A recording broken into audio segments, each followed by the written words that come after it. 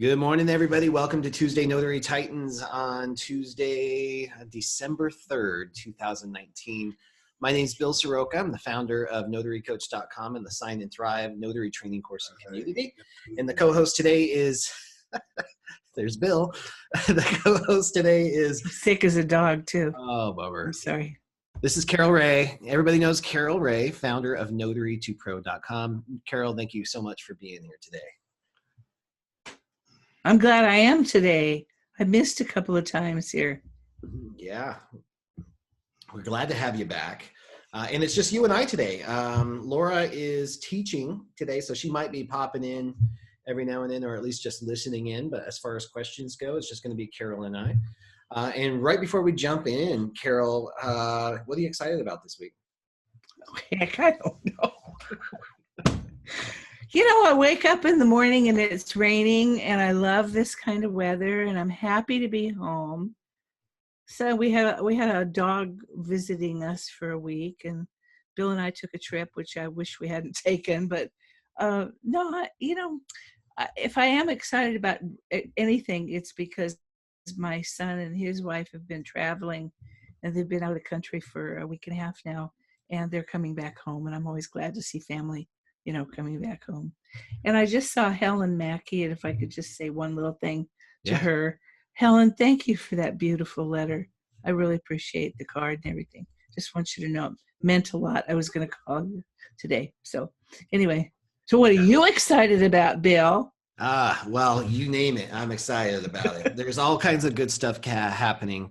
What I'm most excited rolling into 2020, I'm coming out of, I call it my sacred weekend, where I really do a lot of reflection and planning over Thanksgiving Day weekend. I feel refreshed and energized, and collaboration is truly going to be the theme for 2020 moving in. There's so many cool things and cool people that I'm going to be able to introduce you to and get rolling. One of them is tomorrow, actually, Jen Neitzel from out of Texas.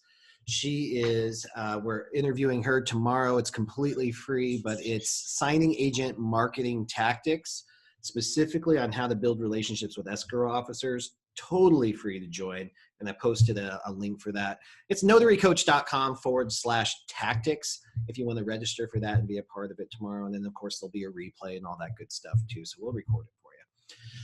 Let's jump in and answer some questions, Carol. We still have a lot of catching up to do. Guys, if you've submitted questions, we really appreciate it. There's some really good ones coming. We have a ton to get through, so we're going to do our best to do that, but trust that they are coming. There we go. Carol, are you able to see this? Oh, here, let me unmute you. You're muted again. I can't unmute you. Can you unmute yourself? Yeah. There you go. Cool. No, I was I had in the background a very, very sick husband, and he sounds horrible. Oh. And he forgets how loud his vibrating voice is. Poor guy. Yeah, he really is. All right. Nobody likes a sick Bill. I can testify to that. All right. So Judith said, I'm glad you asked this question, Judith. Should I be weary when a company sends me a letter stating that a client referred them to me, and then they send me a message saying that it would cost me $39.99 a year to join? The money isn't so much the issue, but how can you weed out these bad prospects? Carol, what do you say to this? Consider everything a spam until you've done your research. Seriously. These guys have been around for so many years that it just blows my mind that people are still falling for it. Because I remember back in the days when signing agents were new, there was people that for $19, you just sign up for a year and we'll get you all kinds of work. And they're all over the place. So don't pay anybody anything unless your coaches, your teacher has told you that they're good to go, because there are certain things that you really benefit from by signing up. But these people, and it's a good, when it's like a cheapy price, $39.99, that's kind of a flag too. But don't sign up with anything unless you've checked them out and done your research. It's just money down the drain. Not going to hurt you that much, but Why waste your money? That's what they're counting on. They're counting on you spending it because it's not going to hurt you that much. And then you're not going to complain about it. You're not going to follow up. You're not going to spend hours on the phone reporting them for $40. Now, Yeah. that's not to say that there aren't some companies that might be legit. Like, I don't want to just offer blanket statements. Those just don't work in this industry in particular. But I have yet to find or hear about a single company that charges fees like this that actually gives a return on investment. There is only one that I'm aware of. Yeah, there was one that somebody had Notary Assurance. Notary. They're out of Arizona. Mm-hmm. They're a great company. I worked with them for years. Bill and I did so much work for them.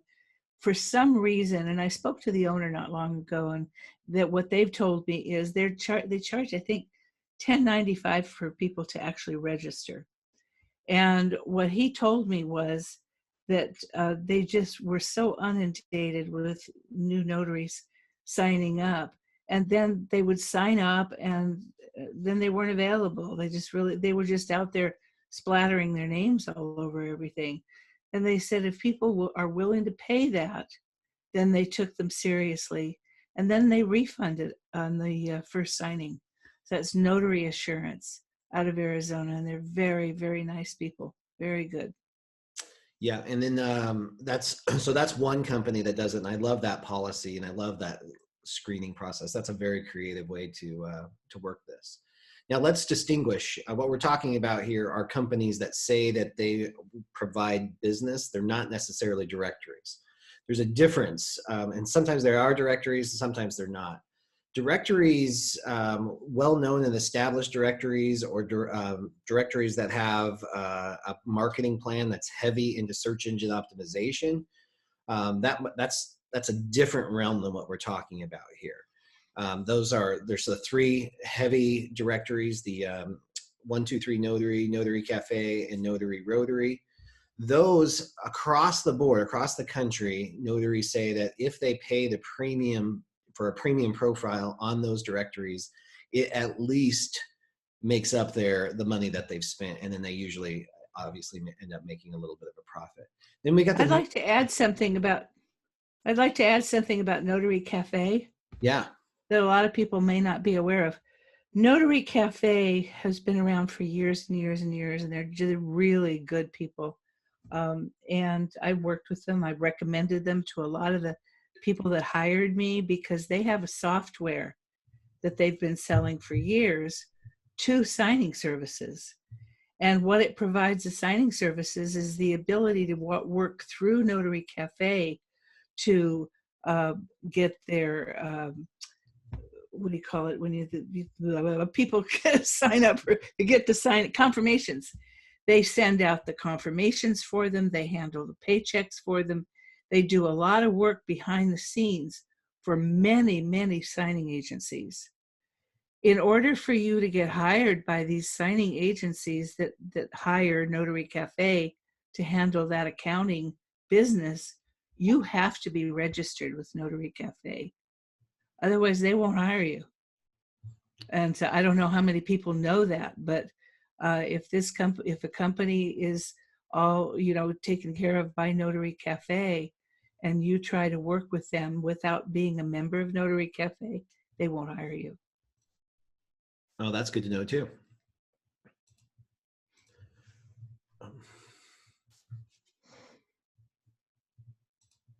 What did I do? What did I do to you? Nothing here. Sorry. You're quiet. That doesn't happen very often either. I want to answer Kyle's question in there too. Kyle's asking, for a newbie, where's a good place to get information on signing companies? I made a video about that, and I just posted it for where to find more business. So I'm posting that into the chat window, so you can take a look at that video. There's tons of great resources out there, but there's a couple of them there for you. And then I don't know what happened to there it is. So great question, Judith. You really sparked us a great conversation there. Next question from Keith. I'm in California. How much should a notary be charging for apostille work? Carol, can you answer that? No. I don't know what the answer is to that either. No, It depends, and you can't just do something like the apostille work. You need some help. You're going to need somebody to guide you through it. I know that Naz, which is a friend of Laura's, she charges to help you do this, to work the paperwork, and you can learn something. But you really need special training to go heavy into this. And of course, it's more money, but you need to know what you're doing. Yeah, definitely get the training for it. And then I think we can circle back to this question, Keith, too, because I think Laura would be a great resource. And I think we have something planned with Naz coming up, so we'll be able to better answer that question as well. Patricia says, I find it very interesting that loan officers who couldn't be bothered to answer their phone to answer their clients' questions are calling me today to ascertain how the signings went for Thursday, Friday, and Saturday. Do they get a commission or bonus for how many of their clients close each month? So, I've heard mixed answers on this. I mean, back in the day, loan officers worked on commission, and then there was yield spread premium and all these other things boosted in there. I don't know, have the regulations changed on that? I mean, they still get paid for performance. So yes, they care when they're, whether or not their loans close. But have you heard anything, Carol? No, so back in those days, the commission was everything. And that was when you were privy to their cell phones. And that was one of the things that we did. And it really helped your business was communication. And you were able to, and when the signing was finished, you could call the company that hired you. You could call the loan officer and let them know. They loved that when you used to do that. I don't know how they're paid now, but they used to be dependent. That was why the commissions were why they wanted you to close by the end of the month, so it could fund and they could get their paychecks. Otherwise, if it went even a couple of days past, they had to wait a whole month for their paychecks. Yeah. And the other thing about this that I just want to offer up too, just from a coaching perspective, is that sometimes when we're on the front lines and we have questions or the signers have questions and we can't get a hold of anybody, it's easy to slip down the slope of creating a story as to why the other person isn't answering the phone. But at the end of the month, everybody is crazy busy. Everybody has their own families and stuff happening too. So a lot of this isn't just people ignoring you or ignoring their clients. There might be something else going on. There's more than likely something else going on, because most people are in this business for the right reasons. Do you get some shady characters? Of course, but most people are in here because they want to be of service. They believe what they do makes a difference. So I recommend approaching it from that perspective first. Give people the benefit of the doubt. Makes your life a lot more enjoyable when you're working too. Hannah, how do you get signers to sign the same way and be consistent with the name and date all the way through the loan documents? Do you just have to keep repeating yourself all the way through? Yeah, go for it, Carol. My husband came up with something years and years ago, and I love it. We've got it in one of our libraries, and it's called a cheat sheet. And all it is basically is you do one, put it in your computer, or you can do two, husband and wife, and you type up the person's name exactly as they're supposed to sign it in large font. Their initials exactly as they're supposed to initial, and the date of the signing. And you just keep that in your computer, and every time you have a signing, you change it according to the name of the signer, the initials, and the date. And you print that out and you set it right in front of them. What we started doing was on reverse mortgages, because people like my age, we can't remember from one minute to the other what our initials are. So we used to do that, but now I advise my students to do that for everyone. Keep those cheat sheets ready to go, put it in front of them, and you will not ever have to have somebody say, am I supposed to put my initial in, or what's the date today again? Sorry. Yeah. So anyway, that's what we found has been extremely helpful. And then for those of you that that don't have that or won't have time to do that, because sometimes you're getting these signings last minute. The second part of it, I think you agree, Carol, is you just have to keep repeating all the way through. Part of our responsibility is to keep them on track and facilitate that signing. So, and I'm a huge advocate of checking these documents 4 times. And the first time is when they're signing it. So they are signing it. I'm watching them sign it as I'm flipping through, checking the next document. We're making sure that middle initials are there. We're making sure that it's semi-correct. And then I'm looking at it again when I take the paper. I just want to make sure. And I'll even say to people, your H on your last name is getting a little crazy. You're getting a little out of control there. And I know it sounds ridiculous, but the lender really cares about that. Can you really make an effort to keep your signature consistent? And they usually will. It's usually about 3/4 of the way through when they're sick of signing, their hands given out.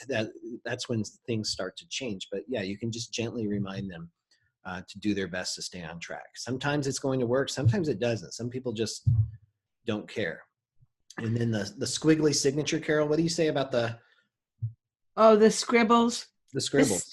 This became an issue, really big issue, several years ago, probably 5-6 years ago. And I have friends in the industry and we talk a lot. And one of the things that we came up with, and you need to keep this in mind, this is really important. If you have somebody who scribbles a signature, and let's say they scribbled it on their driver's license, and their name is Andrew G. Moore on the license, and you check and it's the same as it is on the documents, you can ask them if this signature is composed of every component of their name. And even though you can't read it at all, and they say, yeah, it is. And I say, is this your legal signature? Is this the way you sign everything? Once it becomes that legal signature, you don't need to do anything except to make sure that they sign everything that way. Because the thing is, and we had a hard time with lenders back in those days. And I say we because there was not as many of us, and there was a collection of people that we knew what we were doing. And if a lender, which they did, would come at you and say, we can't read this writing, we're not going to accept this writing, all you had to tell them, and we would do it over and over again until it finally became, acceptable to the lenders, that you could not make this person change their legal signature. Because if you did, what you were asking them to do was to forge their own signature. And after a couple of years, it took 2 or 3 years of fighting this, and there was enough of us that knew what we were doing to put a halt to this. So I don't think you run into that anymore. I think lenders have learned to accept that signature if the borrower says, this is my legal signature and it contains the components of my name. As long as it's illegible, right, Carol? It's the legible ones that we still have to be really careful of. If you can read it, then you got a problem. Yep. If it's a scribble. So I tell everybody out there, just start writing with a scribble. It makes life so much easier. When I see a scribble, I'm like, oh, thank gosh. If somebody can read the signature, if it's clearly William Soroka and the documents are printed William David Soroka, the expectation, you got a problem, that the signer sign William David Soroka, whether it's his legal signature or not. If you can read it, it needs to match the name on the document. Yeah, and that's why I say ask them up at the beginning, does this constitute your full name as it is on the documents? Yep, perfect. Darius says, quick questions. I was wondering if it's at all possible to have a notary commission in 2 different states. I'm already commissioned in California, but I'm spending a lot of my time in Colorado as well. I pretty much live in both places. Is it at all possible to become a notary in Colorado while also still holding my commission in California? Also, in your opinion, out of the 2 states, which is currently more lucrative market for loan signings? So this is a very state-specific question. Some states do allow for dual commissions or even triple commissions. Some states do not. I don't know about California. Carol, what can you tell us? I don't think so. And usually it's bordering states. Mm-hmm. Indiana, Kentucky, New Jersey, New York. It's states that border each other. Philadelphia and Washington, D.C. I have students who have dual commission there. If you're really interested, the best thing to do is call your Secretary of State's office.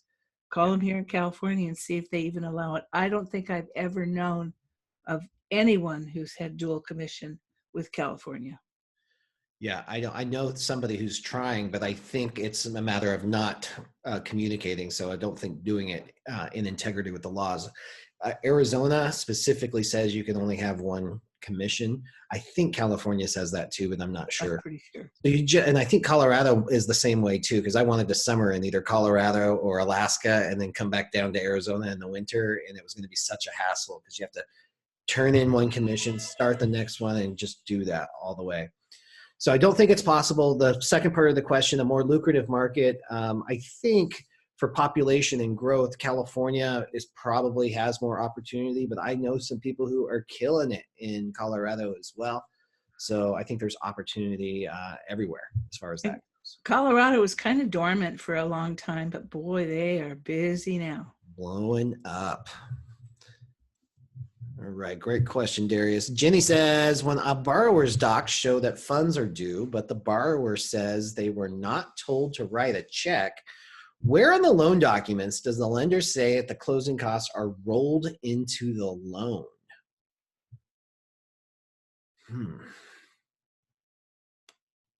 So Jenny, if you're on the call, I'd love to elaborate on this a little bit. If you're not, that's okay. We can make it work. Carol, how do you interpret this? Well, if there's funds due, it will say it at the bottom of the closing disclosure. And if it doesn't say that there are funds due, it's within the closing disclosure. It will show somewhere. I don't remember right now exactly where it is. But the only thing that you should go by is what it says, funds due to borrower or from borrower at the bottom of the closing disclosure. That's it. That's all you can do. That's really all we want to talk about. When we talk about cash due from borrower, that sometimes has to do with closing costs, but sometimes not. And how closing costs are defined is really confusing for consumers. Because something might be no cash out of pocket, that doesn't mean that there's no closing costs. That means they might be rolled into the loan. But sometimes not all the costs can be rolled into the loan. Sometimes you have prepaid interest, you have some of the other costs that just can't be rolled in, so they might have to come a little cash out of pocket on that too. We don't, as the signing agents, we don't want to get involved in that conversation. We're not the ones that are supposed to interpret where that comes from or how it all plays out. If they ever had a question like this, Jenny, there's not a place really to go and see where things are, except for the settlement statement and the closing disclosure, where it just line items each and every fee. But how that plays out in the end can sometimes be confusing, but it's the loan officer's responsibility to explain that to the borrower. And having said that, I want to repeat something that I've said before. It took me years to come up with, and I know it sounds stupid, but I've thought over the years trying to explain the difference between what you can and cannot explain to the borrowers, what you can and cannot do. And I finally came up with this little thing that makes it so easy. We can do the what and the where. We cannot do the how or the why. Love it. So simple. Just keep that in mind. That's your border right there. You show them the what, they're looking for their interest rate, their loan amount, prepayment penalty, all of that. You can show them that. They show them where to find that on those documents if they want to go back and look. But you can't get into this how or why kind of stuff. That belongs to the loan officer. Love it. Brigitte says, I'm finding that some signing services don't mention the kind of signing they are offering. It just states loan signing. So I don't know how to negotiate. Should I just accept, and when I find out it's a VA refi, ask for more money? Carol, how do you coach people on this? That is a tough one. That is really tough because things have changed so much in this industry with these texts and emails.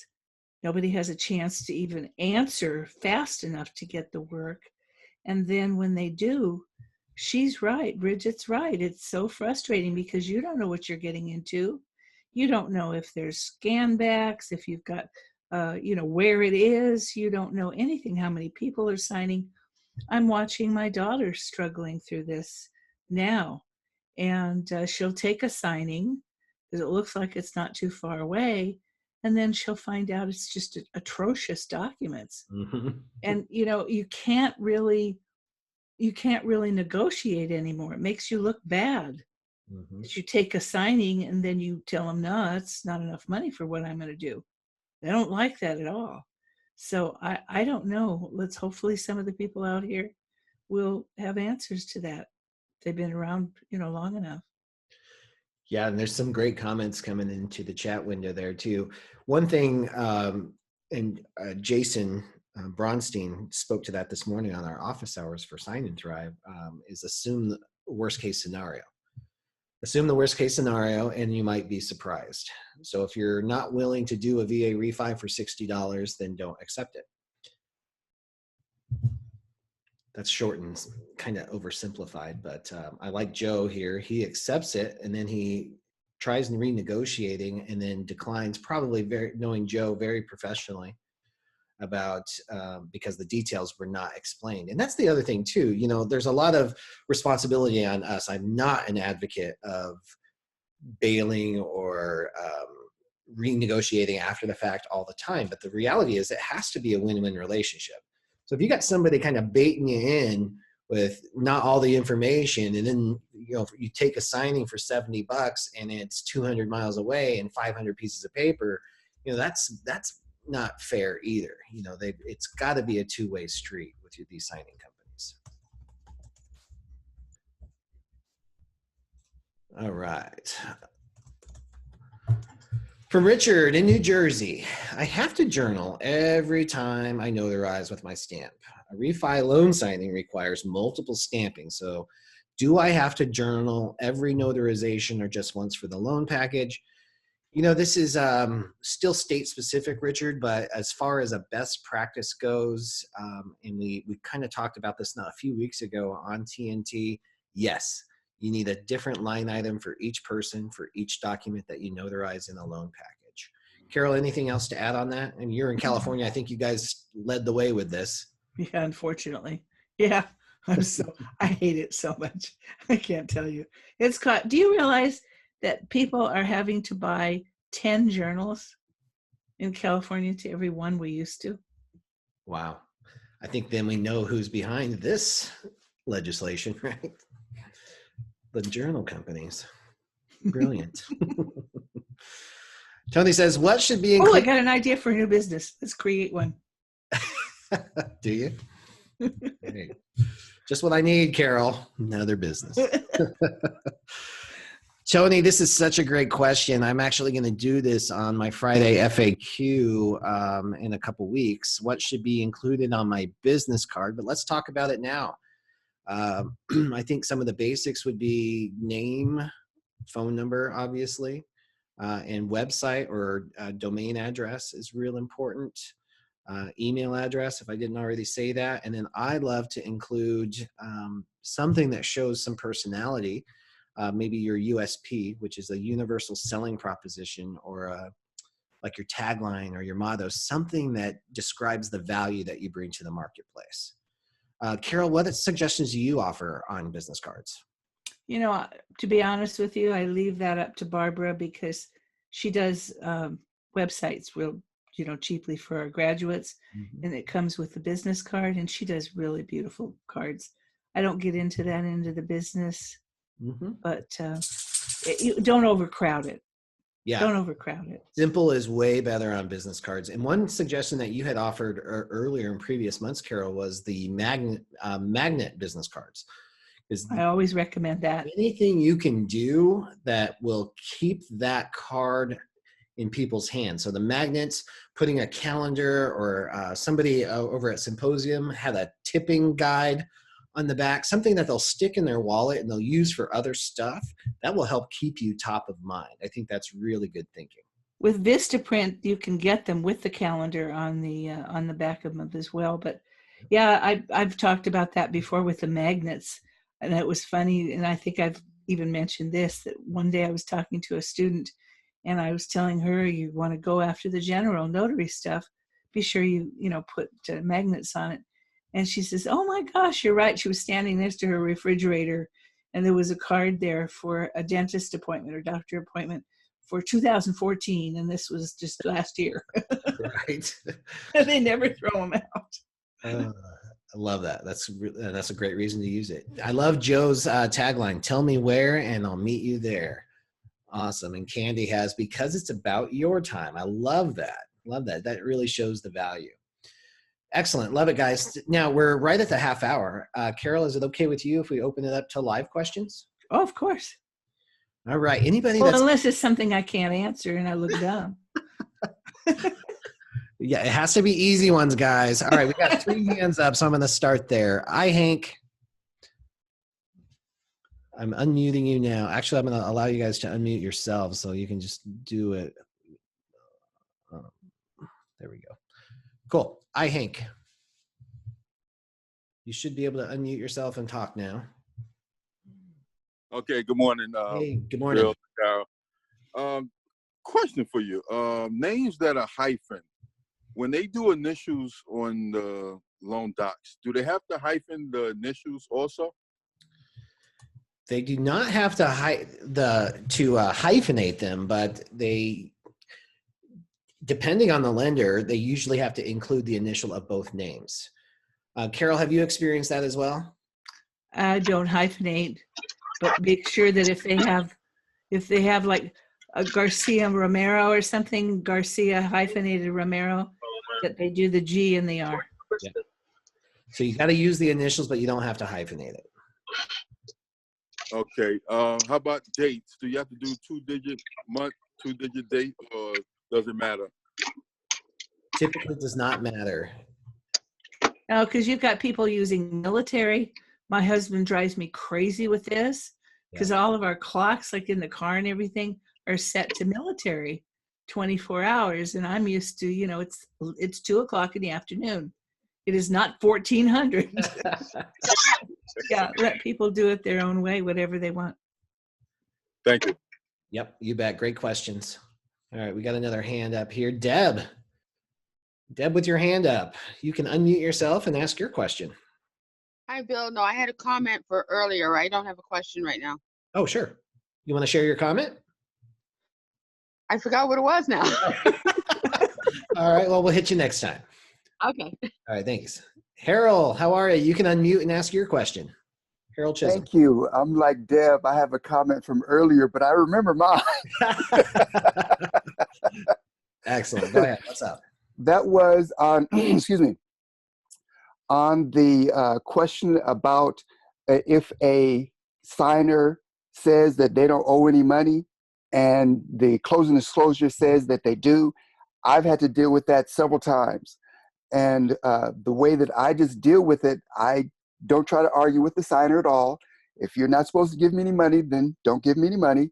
But when I close the file out with whatever signing company it is, I always let them know that the signer told me that they did not owe any money. So that if the loan company comes back and says, "Where's this check?" the signing company already knows how to respond to that. So I think that's where he was going with that, because I've had to deal with that quite a bit. Yeah, thank you, Harold. I love that you brought up communication. Our job is not to go to the battlefield at a signing. So we don't fight for the lender's money. We don't fight for the signer. Our job is just to facilitate and then communicate. So if you do have a signer who's just adamant that they're not supposed to charge any money, but the closing disclosure says that it is, there's a couple ways to handle it. You can contact the lender. you can contact the closing agent. If I go escrow direct, which all my business now is all escrow direct, I always call the closing agent first. What's going on here? And if there's a discrepancy between the closing disclosure and the settlement statement, sometimes the lender does things a little differently. So I get the clarity that I need, and somebody might be able to help them. But those people are not always available. So if you can't get a hold of a lender or a closing agent, then what you just described, Harold, is a perfect way of handling it. If the signer does not believe they owe any money and they've not been told and they have verification in their email and they don't want to give you a check, we can't force them to do that. But then we can communicate to whoever hired us and just say, hey, here's what the borrower is telling us. Real quick question. I understand I'm using industry lingo for escrow direct. That just means that I'm not being hired by a signing company. I have gone out and I've built relationships with escrow officers and they hire me directly. So I do not have the signing service or the signing company or anybody in between us. Now, Deb, I see you unmuting and muting. Did you remember your question? Yeah, I do. Oh, well, my comment. Yeah, And sorry. okay, and that was related to the squiggle line signature, because Yeah. I did have one instance where the gentleman basically did a hump and a line for his signature on document and also in my book. But I had his other information where I had to record in the journal, and I did have them call me and say, we can't read this. I said, well, the guy was sketchy anyways. The whole situation was a little bit scary, and I wanted to get out of there as quick as possible. But they also disclosed that they had issues with him on changing his signature repeatedly. And that was just the one time where I did have to show them, prove to them that I had the other information from my journal, but it wasn't disclosed for anybody else to see because it was a new page, so nobody else's information was there. But that was like the one time where this hump doesn't qualify. So, well, that's what he gave me, and that's what he did. So Interesting. And did it usually if you can match it to his ID or to their ID, then you've got some ground to stand on. Like that's it. That's the one that matches the state signature. Carol, did you have anything on that? Yeah, you're right, because the thing is, it's not something he came up with that day. If it's on the identification, that was something that was pre-thought out. It's been there for as long as they've had their driver's license. So if they tell me that's their legal signature, that's what I'm going to go by. The lender has a problem if they're not going to accept it. No, it kept changing. It's from what they tell me, that he kept changing it, and it did look a little bit different from the ID from there, and from where he signed my log, my journal, and from the paper. But again, the way the situation was coming down, it was not a good situation and stuff. So I wasn't really comfortable to pursue it with him because he was getting agitated. Yeah. So you had those warning and stuff, signs and within you. Yeah. Yeah, it just wasn't a good situation. So, I told them that. I told them exactly what went on and stuff. But they said that they had issues with him with signing stuff before, that it would change every single time. And so they said, that's fine. Just give us your other information that you have, and we'll let it go at that. So. Gotcha. Yeah, and you got to trust your gut on that stuff too, Deb. And here's the frustrating part is this can be very lender specific, and it can be very closer specific, because these lenders have closing departments, and the person who checks the file, some don't care. Like if you've ever worked with Zome and Title 365 and Freedom Mortgage, they don't care about anything. I mean, any signature just seems to fly. You just put a little mark on the paper and you're good to go. Like nobody cares. You get into Provident funding, Provident cares about everything. I mean, if your dash is crooked and your date, they flip out over the weirdest stuff. So it just kind of depends. There's no blanket statement that we can give you that's going to work for every situation for every lender. Harold, I want to go back to you real quick because I don't know if we finished answering your question. I see your hand up again. You want to chime in here? Oh, thank you. And it was just a comment about what was on the closing disclosure. But the reason my hand is up again is I remembered what what Carol just said about the 10, I'm in California also, about that you have to buy so many journals now, which is just so frustrating. But she's right, I do buy a lot of them. But I wanted to know, you mentioned a month or two ago about some product that covers the other information in your journal while someone is signing. What was that again? I don't remember exactly what that was. Carol, It's sold by the NNA. I know that. I don't know where else you can get it, but it's just it's something that you put in your journal that protects that information from other viewers. Do you remember what it was called? I can't remember the name of it. Laura will know for sure. It was static. I think it was Privacy Static Guard or something along those, because it sticks to the paper, so it slides really easy. We'll try to get that information out from Laura, or if anybody else. I see it in the chat. It's called Privacy Guard. Okay. That's it. Okay, thank you. Everyone, thank you. All right, Jason Bronstein, you've had your hand up for a while. You want to chime in here? Yes, hi. I just want to clarify, you brought up what I said this morning. I noticed that a lot of times, like, and Carol, you just said that we have to be really quick on responding. After a while, you get to know who the lenders are. For instance, you'll know like Loan Depot and places, you'll know that their packages are large. So you'll know whether it's something you want to accept. Now, most services I spoke with, and they really don't price based on the size of a package. Most of them then don't think that's a concern. So what I do, if I know that I want X amount of money, so let's say I'm going to use $100 as a standard number for a moment, and I know that that $100, after all my expenses, my taxes and everything, I want to make, $50 to $70 profit. So like I was saying, I plan for the worst. So what I do is I say, okay, if this package was $200, so then I know what my cost is. So then I would know if the job is worth taking at $100 or not. Because it's very hard, because you have to respond. And once you respond, you're really stuck with it. The professional part of us should never go back and say, oh, it's not, what we try. Now, some companies, they try to slide one in on us without, being a little devious? Maybe, but I don't think that's the norm, because I think most of these services don't know what the size of the package is, because they don't even have the package in hand. They just have the work order, and they sometimes estimate based on their previous experience with the lender. So not all signing services are out to really like get us per se, but they don't have the packages. And I do know that. And the more you're around in this business, the more you understand it. So you just have to know your costs and what you want in your pocket and plan as the most expensive one. Then when it comes in less, you do better, if that makes sense. That's how I look at it. There's some really great signing services out there that actually, once they get the package, because I hear this a lot from my students, they'll raise it without you asking or anything. They'll say, hey, this package is kind of big. We're going to throw another $25 on it. Yeah.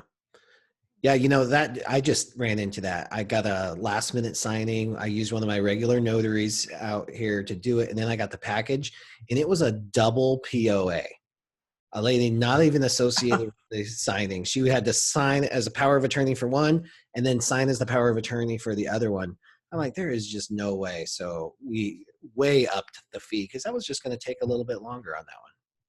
Quite a bit longer on that one. But I don't always have time. So as a owner of a signing company, I don't have time to go through every loan package that comes through. So we're counting on the lender doing their job correctly. We're counting on the closing agent doing their job correctly. And we're counting on the field notary to notice things too. So that's how amazingly valuable you can be, especially when you get some experience and you notice that things are missing.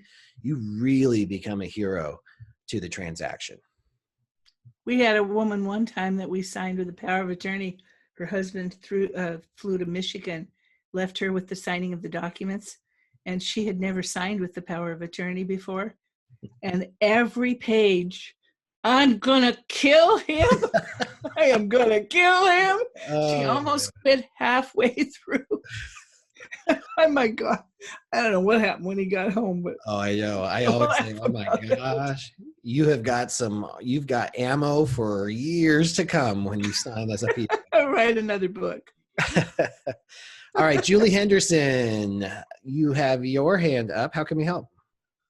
Hi, Bill. Hi, Carol. How are you? Good. Excellent, thanks. Sorry, I got a cold the last couple of days.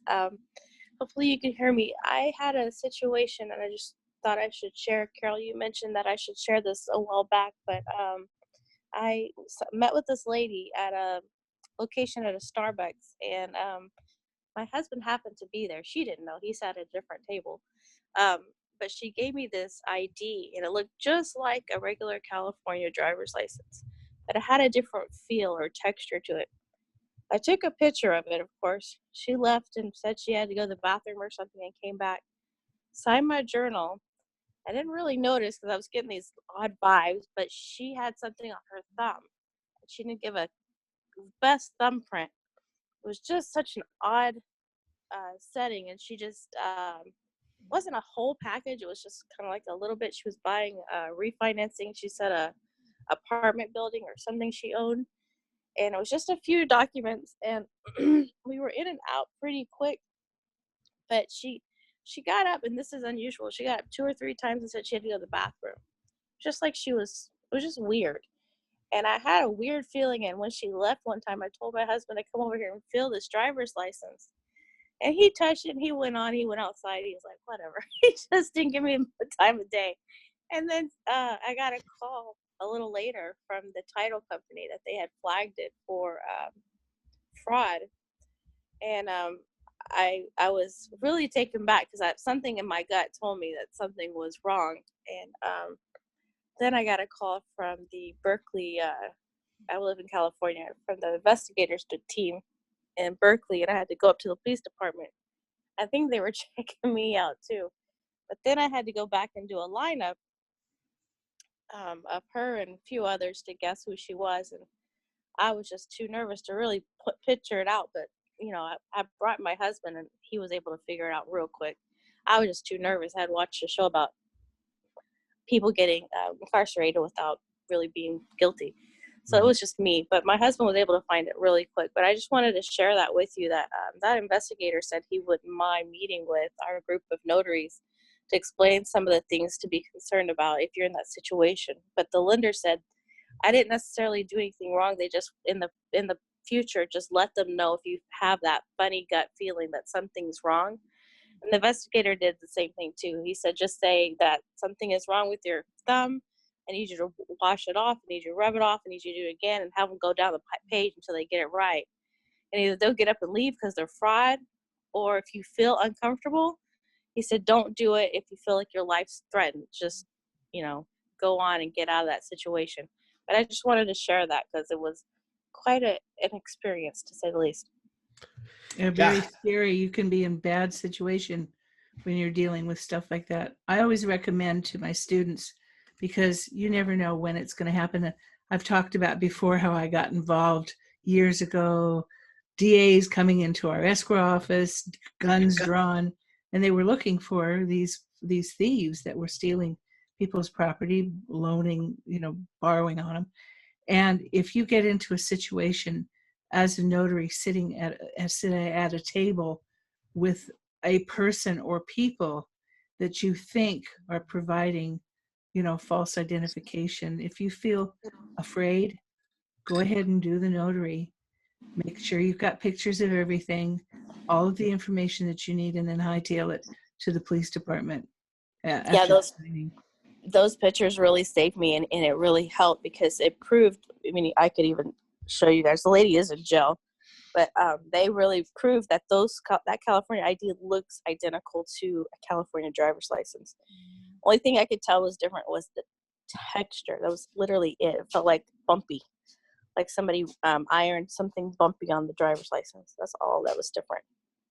Yeah. Go with your gut. Yeah, I think that's the lesson there, right, Carol, is we've got to totally trust our gut. And I think a lot of people get nervous because they think they have to confront, but remember we're not law enforcement officers, so we don't have to confront, we don't have to enforce.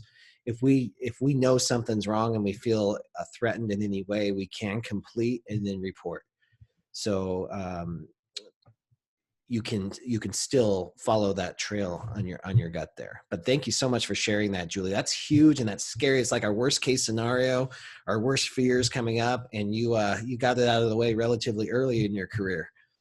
So thank you for sharing that. And by the way, I would love to be connected with that detective or that investigator and see if we can put together a little mini module here on TNT where he can share even more information on that.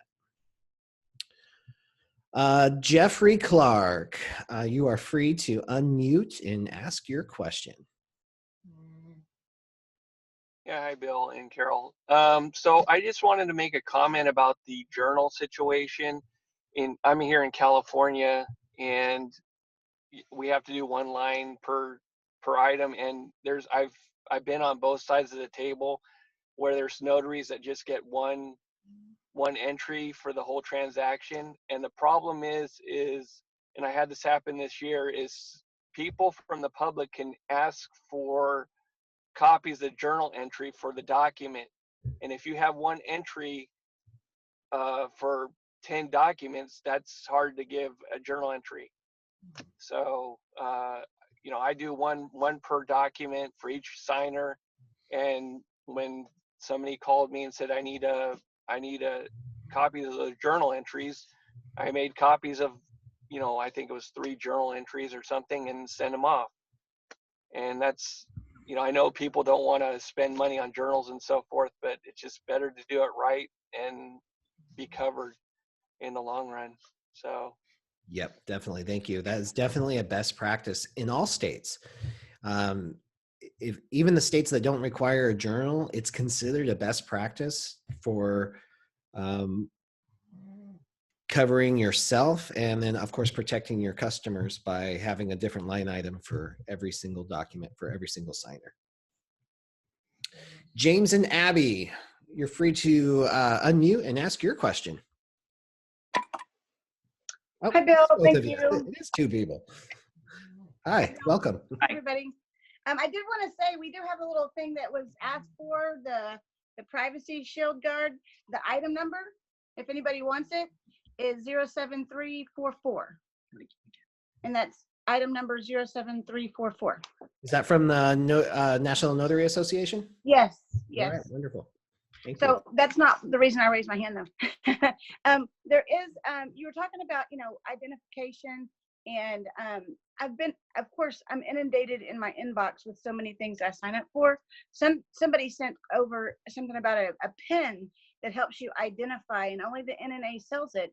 And I was looking for it the other day, and I can't find it. Does anybody know what that pen is that helps, with false identification? What it's called? Are you talking about the black light or the blue light pin? I guess I'm not sure. I read it, and I can't find where I read it now. But it is for IDing people and helping with fraud on the identification. Yeah, Dita put it in the chat window there. It's a black light pen. You can get them on Amazon. Oh, even better. Thank you. Yeah, you bet. Mm-hmm. Thanks for chiming in. Mm-hmm. Lauren Wagner, you have your hand up. Yes, can you hear me? Yeah, sure can. Hi. When I called earlier, I was calling from my home, and we're kind of marginalized as far as internet goes around here. So, but now there's not a big delay, I don't think, right?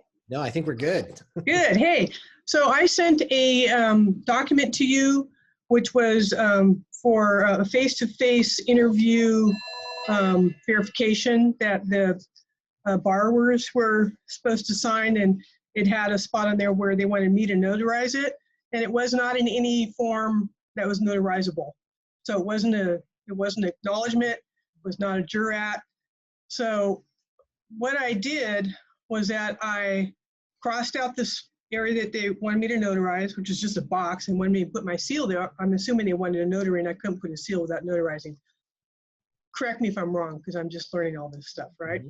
And so I attached a jurat because it seemed to me that they need to make an oath that I was actually there and gave them a face-to-face presentation of the debt settlement package. Do you remember seeing that? I sent it to you a couple days ago. I'll tell you what, I just responded to your chat about this one too. Okay. I think it would be a lot easier for everyone if I could display the picture and talk about it.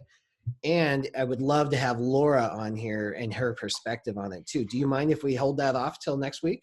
No, I don't mind. No, I think I did the right thing because I didn't hear anything back negative from the, that always helps, right? That's usually a good sign. And it was also bizarre now. Okay, so the other question is that why would they not want the originals back? They didn't, and I checked in with her because no, we don't want the originals, which seems strange to me. And then the other point is that along the line of when I was frantically trying to get things copied without a proper copier, going crazy because I had so many signings, and I was like doing them page by page on the PDF, looking at them to see if it's legal or letter, and then printing. I had all this extra information and paperwork that were mistakes, that I've copy mistakes, so I got a shredder.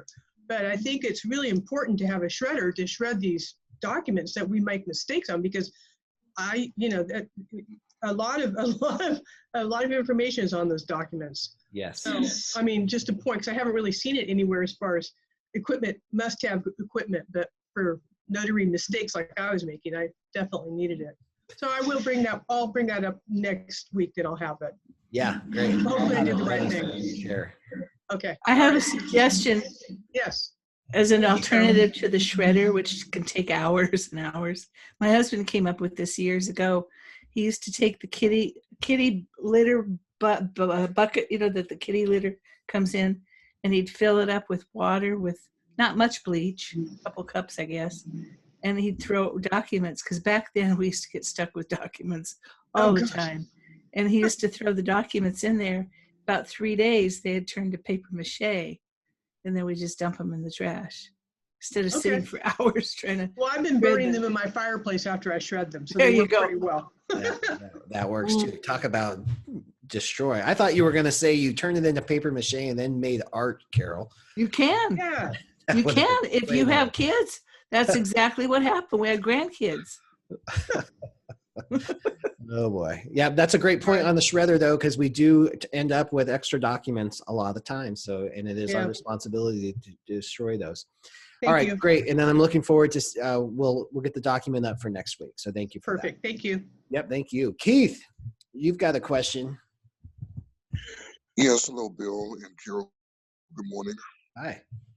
So I'm the one that posted the apostille question on the oh, great. This morning, but I do have another question. I plan to start direct signings pretty soon, and I wanted to find out, do you know of the maximum amount of documents that is being received? Would you ask that again? I'm sorry. Sure. So regarding direct signings, do you happen to know of the maximum amount of pages, the documents that people receive from either like in the loan package? Right. Oh yeah, there's no standardization. Depends on the determinants are the lender, the state, and the title company or closing agent. They all have their own documents that they're going to require in there. So I guess on the low side, Carol, what do you think? About maybe 90 pages for like a streamline, maybe? All the way up to 250. 250. I've even seen some as like reverse mortgages. You might get into 300 or 400 pages. So oh wow, yeah, it's a pretty big range. That's why we recommend the printer so much. Right, because I do have a dual printer, legal and letter size, and I just wasn't well. I want to backtrack. I've been doing not direct signings, but signings from signing services, and the maximum amount of pages that I did receive was roughly about 150-ish. So I was kind of an average, a good average. Yeah, that's a good average. And so Keith, there's no difference. There's no difference between signing companies and escrow direct when it comes to the pages. Escrow direct, you know, the escrow officer that you're working with, their title company or their company will have their own set of what we call title docs. So that'll be standardized. But then any lender in the country might be working with that escrow officer. So their loan packages could be 100, 150, you know, whatever it happens to be based on that transaction. There's so many variables as well. The state they're in, the legislation, the type of loan that it is. Sometimes there's first, seconds, and then we saw somebody with a third a couple weeks ago. They had a third mortgage on there. So all of that adds paperwork to it. So I think like what Carol said, a good standard average is about 150, but there's a huge variance if it goes outside that. There's a remark here I would like to address. Yeah. Because this is something that's in my heart. And that is from Harold. And he talks about not doing reverse mortgages because the packages are just too big. Mm-hmm. And I just want to say to people out there, one of the courses that I have is reverse mortgage course. And it's a course that is more about the humanity side of what these loans are all about, as opposed to the background and all the stuff that goes into it. I've done hundreds of them. We did them especially when we lived in Arizona because we were in Sun City, which is the heart of retired people, whatever. And I want people out there to understand something, that yeah, these can take a long time, but if you love people, and this is part of our business, it's not just making money. The reverse mortgages, when you go in and spend an hour and a half with someone in their home, and you see the way that they are living and the constraints with which their budget confines them to home, with everything they do, how they eat, where they can travel, what they cannot do, the fear that they live with of losing their homes because of the fact they cannot afford their mortgages, because of the fact that in their late years they've been dismissed by companies, because of the fact that the taxes are high, and they live in fear, honestly, of losing everything and being homeless and on the street. We saw it time and time again.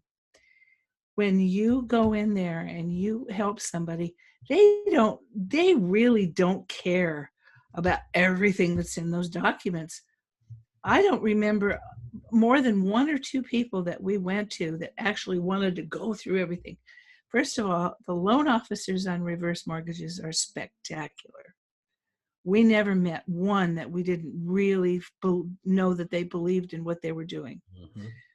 The documents are difficult because there's a lot of them to get through. But when you walk out of that home and you feel the relief of these people, whether it be a single man, single woman, widows, their life has changed for the rest of their life. They can now buy food that's not disgusting. They can go out with friends and go to a movie. They can go out to eat once in a while. They can pay their bills and not be afraid that they're going to lose everything. I would love and I have a lot of students now who tell me that they really like doing them because it's what the result of it is. Do you like sitting there for 2 hours with somebody who has a very difficult time signing because they're 92 years old? Not really.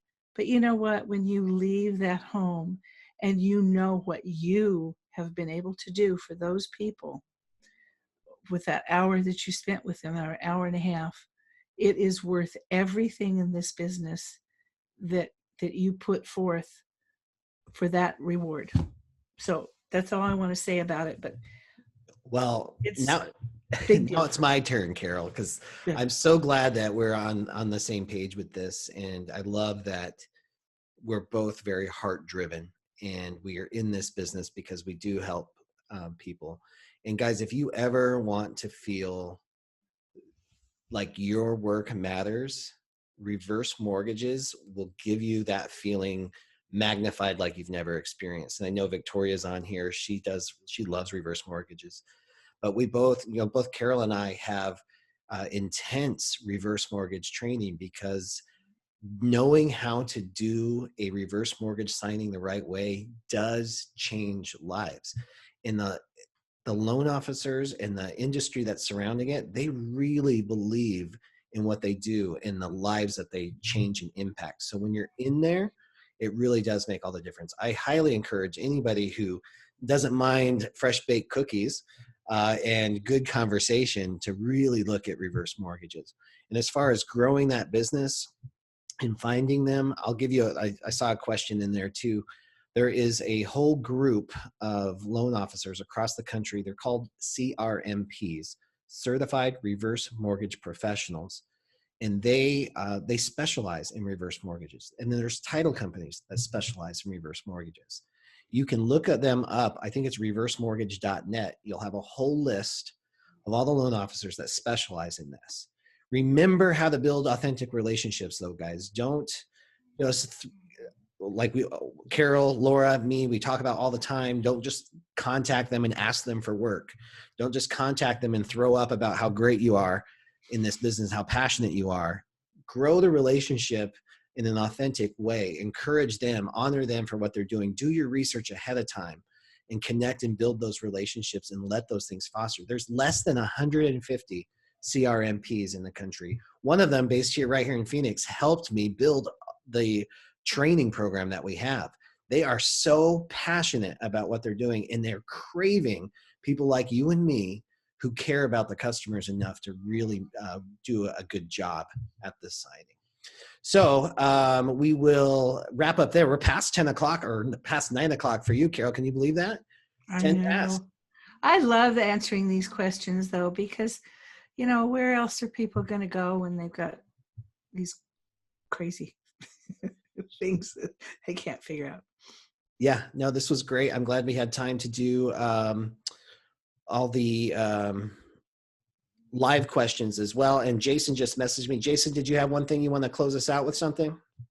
Yeah, I was wondering if I can just throw out that quick plug about what's happening in Florida on February 15th, about our first annual Florida Notary Symposium that we are going to be having on February 15th, and just more information is to come. But I wanted to plant the seed to the Florida notaries out there that we have it coming. Yeah, save the date. Let's just call it save the date. We'll get a registration form set up. I'm sure Jason's already working on that. He's got a great collaborative team in Florida. Florida has been craving good training and different perspectives and these types of live symposium events. I think, is Laura kind of coaching you through, giving you some guidance on this? Yeah, Laura, yeah, she's been working with Terry Posh, has been communicating with Laura. So yes, nice. She, so we have, a couple of good things, and we're also trying to get someone from the Notarize or Doc Verify to be there to also talk about Ron. All right, great, guys. Thank you so much. Thank you all for growing yourself and your business on the Tuesday. Carol, thank you so much for hanging out with me. I love it. And we will we'll talk to you guys next week.